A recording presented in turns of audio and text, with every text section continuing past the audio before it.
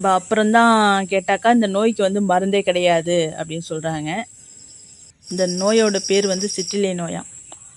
இது வந்து இன்னும் ஒரு 10 நாளில் வந்து மூட்டை கணக்கில் வந்து காய் பறிக்க வேண்டிய டைம். நம்ம கிண்ணி பழத்துக்கெலாம் செய்ய வேண்டிய செலவெல்லாம் பண்ணிவிட்டு வருமானம் வர டயத்தில் என்ன ஆணுச்சோ அதே போல் இந்த கத்திரிக்கு செய்ய வேண்டிய செலவு அத்தனையும் பண்ணி முடிச்சாச்சு. இன்னும் ஒரு வாரம் 10 நாளில் வந்து நம்ம அறுவடை பண்ண வேண்டியது தான் பாக்கி.